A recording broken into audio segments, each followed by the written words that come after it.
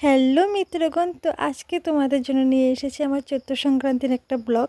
জানি চৈত্র সংক্রান্তি শেষ হয়ে গেছে, কিন্তু ভাই এডিট করতে তো সময় লাগে না। চৈত্র সংক্রান্তি, তারপরে পয়লা বৈশাখ, অনেক কাজ ছিল, সেই জন্য ভিডিও আনতে একটু লেটই হয়ে গেছে। আচ্ছা, চৈত্র সংক্রান্তি তোমরা কারা কারা জাগ পোড়াও? আমাদের এখানে গ্রামের দিকে জাগ পোড়ানোর একটা রীতি আছে।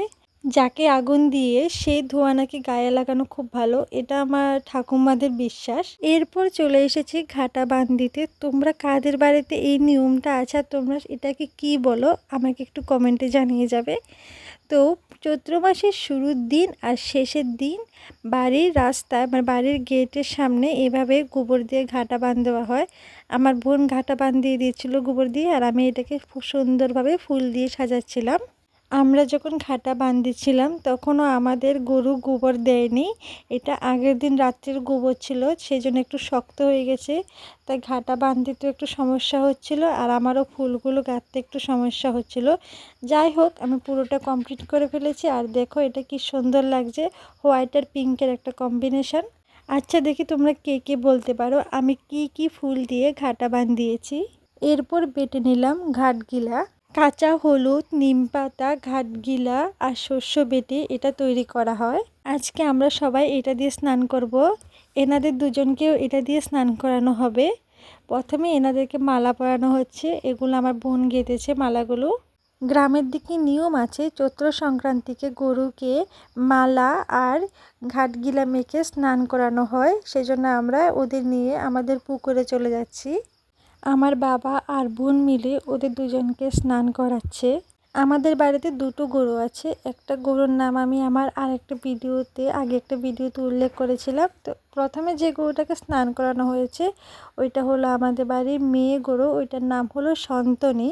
আর এনার কথা তো আমি আগে আরেকটা ভিডিওতে উল্লেখ করেছিলাম, আমাদের বাড়ির মহারাজ যার নাম হলো সন্তু। এদের স্নান করানো হয়ে গেছে, তো এবার আমরা সবাই এই ঘাটগিলা মেখে স্নান করে নেব।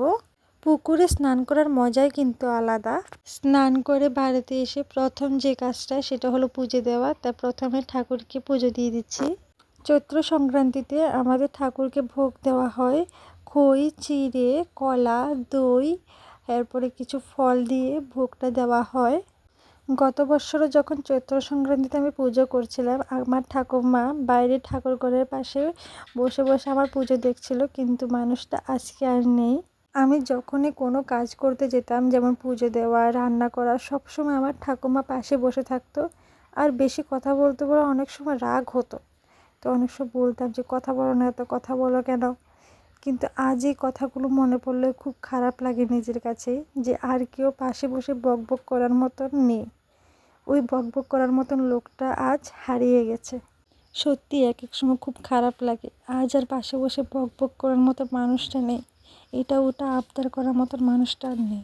যাই হোক, কেউ আর চিরস্থায়ী নয়, এটা বলে মনকে সান্ত্বনা দিতে হয়। আর এটা হলো চৈত্র সংক্রান্তির স্পেশাল খইয়ের গুঁড়োর লাড্ডু, যাকে আমরা গ্রামের দিকের লোকেরা মোলা বলে থাকি। তোমরা কে কি বলো আর কাদের বাড়িতে চৈত্র সংক্রান্তিতে এটা তৈরি হয়? পুজো দিতে এসে যখন সাজি ভরে ফুল পাই না, মনটা খুব আনন্দে ভরে ওঠে, পুজো দিতে খুব ভালো লাগে। আমার পুজো দেওয়া শেষ, এবার যাব অন্য কাজে, কারণ বাঙালিদের তো ভাই নিয়মের শেষ নেই।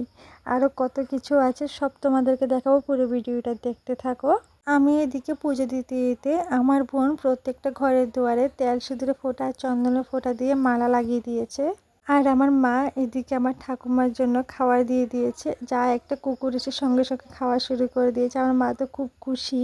ঠাকুমাকে প্রসাদ দিয়ে আমরা ওইদিকে প্রসাদ খেয়ে এবার চলে যাব পাঁচনের জোগাড়ে, যেটা চৈত্র সংক্রান্তির সবচেয়ে স্পেশাল খাবার, যেটা না হলে নয়।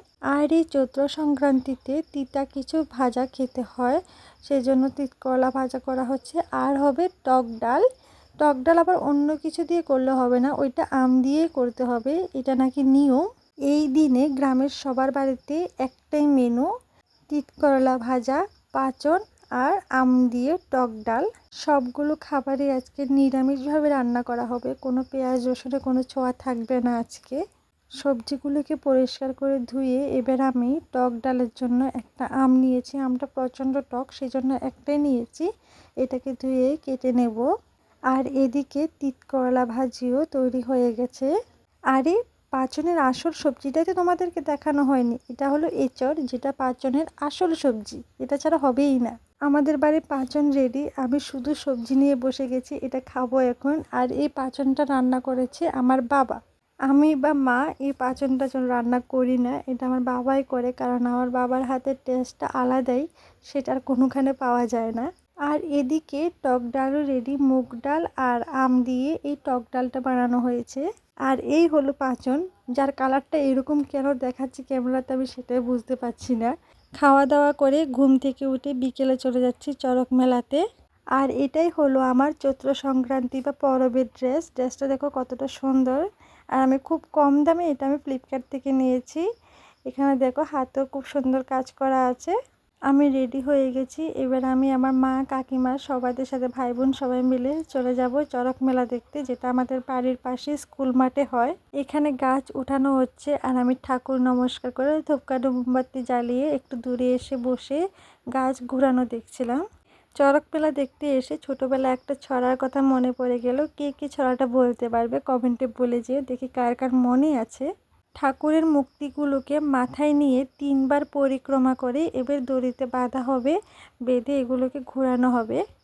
এতটুকুই তোমাদের সাথে শেয়ার করতে পারলাম, কারণ এরপর বাড়িতে অনেক লোকজন এসেছিল, তাদের আপ্যায়ন করতে গিয়ে আর ভিডিও ক্লিপ নেওয়া হয়নি। তোমাদের চৈত্র সংক্রান্তি কেমন কেটেছে অবশ্যই কমেন্টে বলে যাবে। আর শুভ নববর্ষ, নতুন বছরটা সবার খুব ভালো কাটুক, এটাই ঠাকুরের কাছে প্রার্থনা করি।